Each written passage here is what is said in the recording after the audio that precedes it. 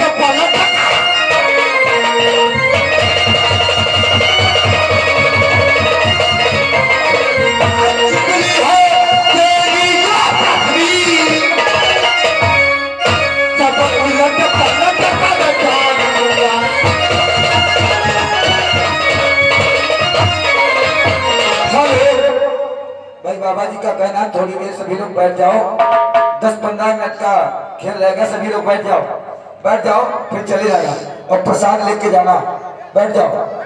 कहा राजा जनक, ये दरबार में भीड़ भाड़ और ये क्या देख रहा हो? मेरा पति पावन महादेव के धनुष का खंडन। हे क्रोध निदान भगवान परशुराम, आपके चरणों में मिथिलेश का कोटि कोटि नमन। तथास्तु कल्याण हो। कहा राजा, ये शोर कैसा नजर आ रहा है और ये क्या? भगवान परशुराम, आपको तो ज्ञात होना चाहिए कि भगवान भोलेनाथ का जो धनुष था वो हमारे यहाँ धरोहर के रूप में रखा हुआ था और उसी का आज खंडन हुआ है, जिसके खंडन पर मैंने प्रतिज्ञा की थी कि जो वीर धनुष को तोड़ेगा मैं उसी के साथ में अपनी पुत्री सीता का विवाह करूंगा। राजन, तूने ये क्या कर दिया है? और इतने बड़े बड़े बलशाली राजाओं में कौन सा वीर पुरुष है जिसने मेरे महादेव का धनुष का खंडन कर दिया? किससे मिलेगा इतिहास समाजा?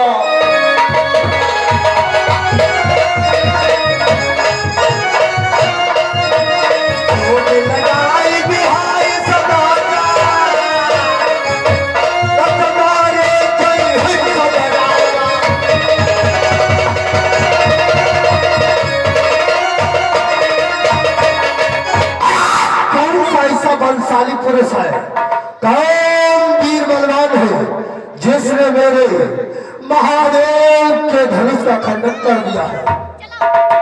मेरे राज के श्री चरणों में मेरा प्रणाम स्वीकार हो। तथास्तु कल्याण हो।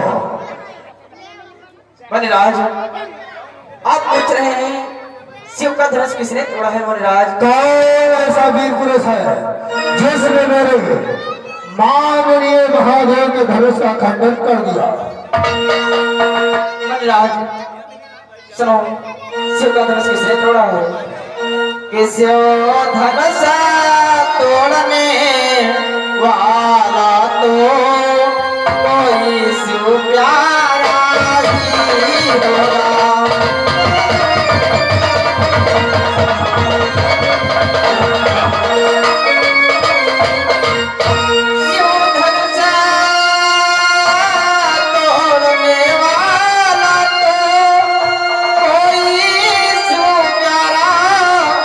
ही होगा।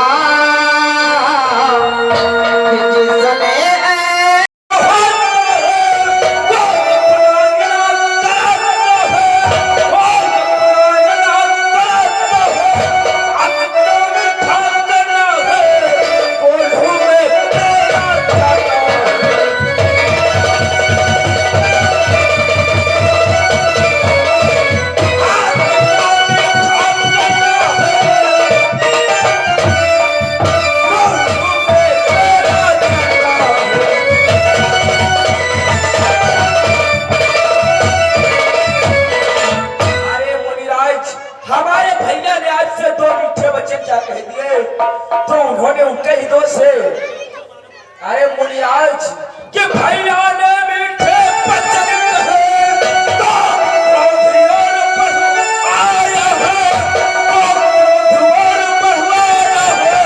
इस तरह से पहले पर उठे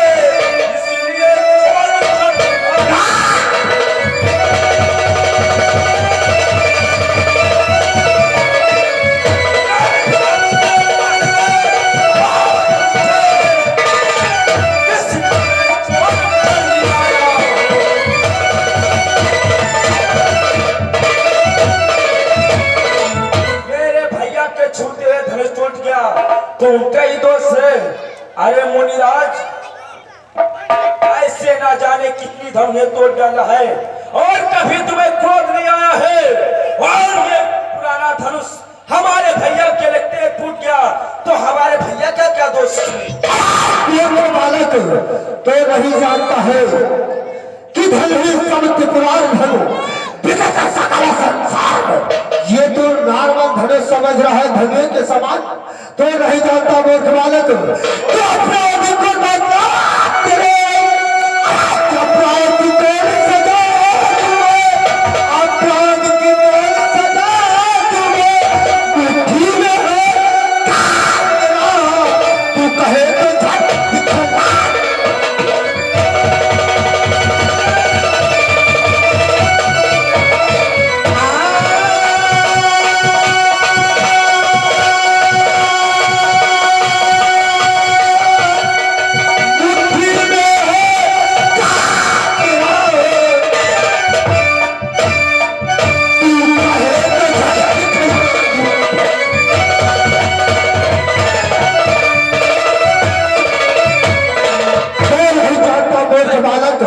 यह कोई साधारण धनुष नहीं था, यह हमारे आराध्य महादेव का विशाल धनुष था जो राजा जनक के पास धरोहर के रूप में रखा हुआ था।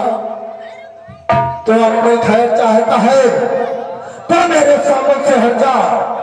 अरे मुनिराज, कि यह धन भी तो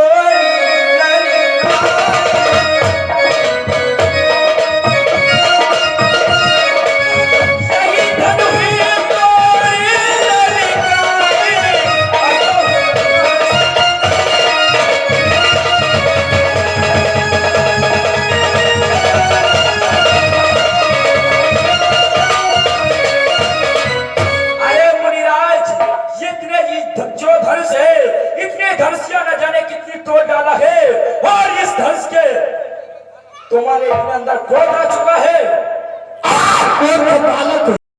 और ये धनुष मान लो, जो इस पर तब कमान चढ़ा दोगे तो मेरी शंका का समाधान हो जाएगा। ऋषिराज, आप शांत हो जाओ, अब रामा अवतार हो चुका है मुनिराज। क्या मुनिवर? हाँ, यानी जो मेरे मन में शंका थी उसका समाधान हो रहा है। हाँ मुनिवर, यानी इस धराधाम पर राम अवतार हो चुका है। हाँ मुनिवर, लेकिन मुनिराज विश्वामित्र, मुझे ऐसे प्रतीत और यकीन नहीं हो रहा है। मैं इसकी परीक्षा करना चाहता हूँ। कौन सी परीक्षा करना चाहते हैं ऋषिराज? आप अपने शिष्य से कहो ये धनुष बाण लेकर के इस पर सामान चढ़ाए। बेटा राम, जो इस पर पंचा चढ़ा देगा तो मेरी शंका का समाधान हो जाएगा। मुनिराज देखो, मुनिराज कुछ कह रहे हैं, उसको कार्य करना होगा।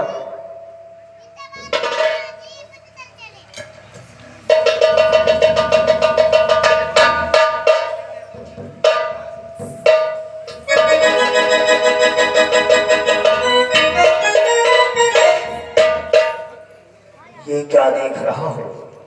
ये तो सत्य हो गया। यानी इस धराधाम पर उस विष्णु के अवतार के रूप में ये राम जन्म ले चुका है। यानी राम अवतरित हो चुका है। हे प्रभु, मैं अपनी गलती का क्षमा वंदना करता हूं। और ये जो बाण आपने चढ़ाया है इसको दक्षिण दिशा की तरफ छोड़ दें, क्योंकि हे राम, जिससे मेरा क्रोध और मेरा अहंकार नष्ट हो जाएगा। जैसे क्या महाराज।